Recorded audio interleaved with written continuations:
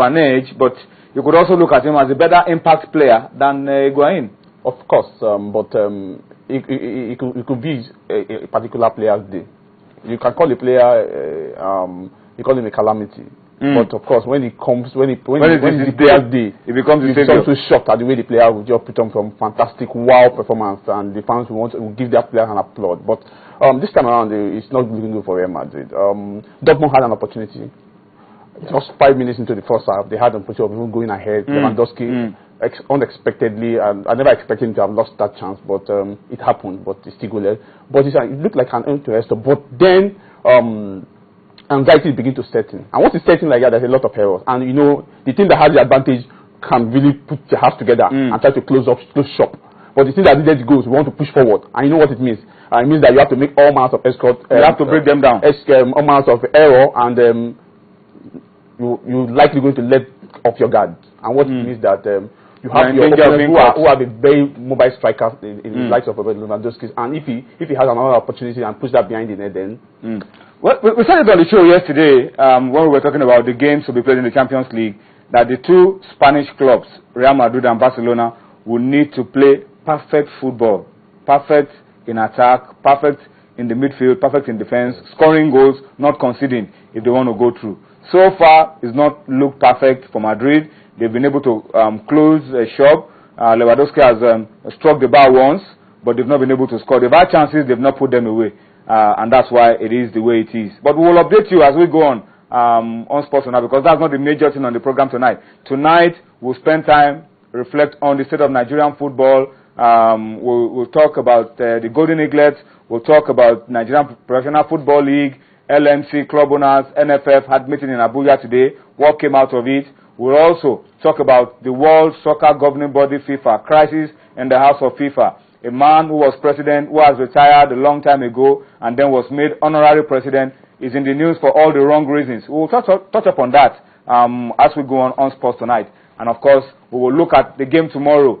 Bayern going to the Nou Camp against Barcelona.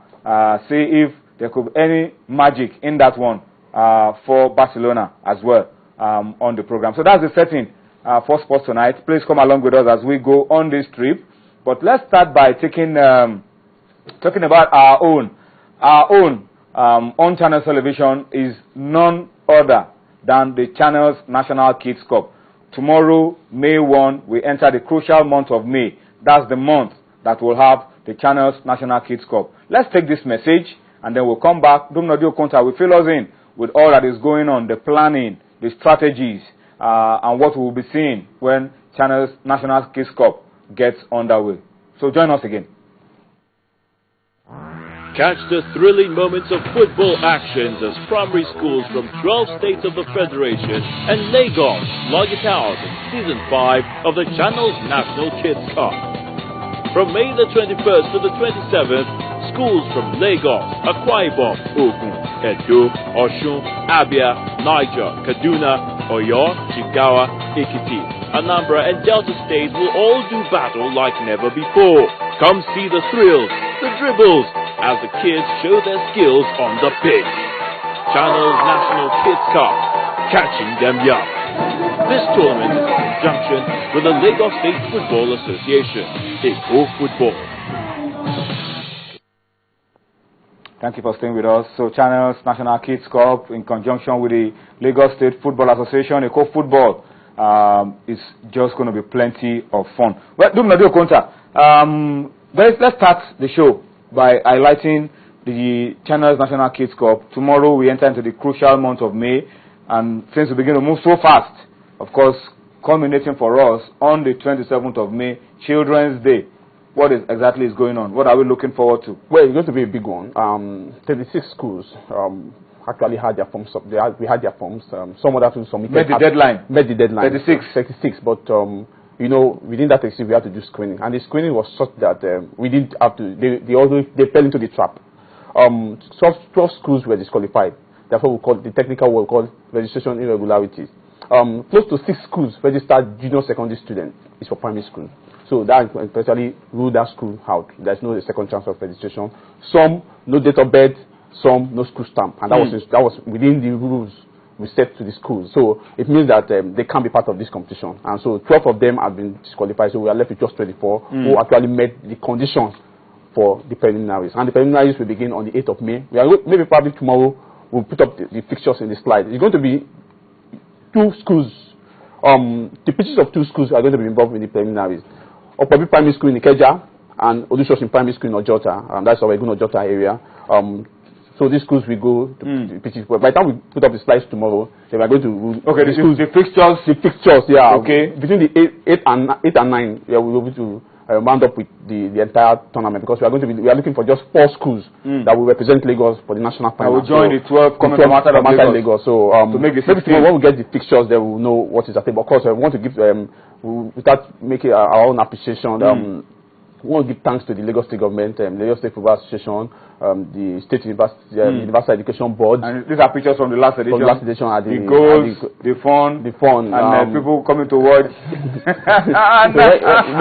Looking at this, you see bring back those memories, yes, and you can see adults still catching the fun. Of course, remembering the days when we were also. When you see kids of this magnitude, displaying some amazing skills, you want to think. Well, probably you can be reborn and probably have a second chance to get young again. Yeah, or get young again. But that is the beauty of the Channels Kids Cup. That's the beauty of bringing kids together and trying to identify with, of course, an ex-international former Super Falcons goalkeeper and Chejine, of course, giving them some kind of pep talk.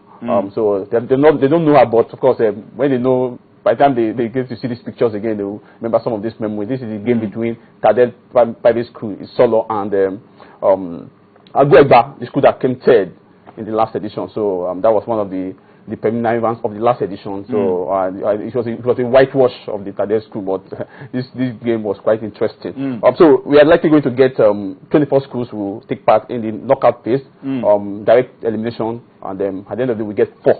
By the time we put up the fixtures, so tomorrow we'll get the fixtures in place. Then the schools will know who and who they will probably go head to head with for the preliminaries.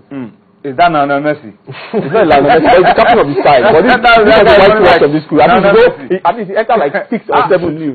So no, this is Messi. This is Messi. Young Messi. So if you want to see the young ones, if you want to see these guys in their pure state, you have to be a part of Channel's National Kids Cup. All right. So tomorrow we'll talk more about it. Put up the fixtures, the 24 schools that will be going into the draw, and all of that.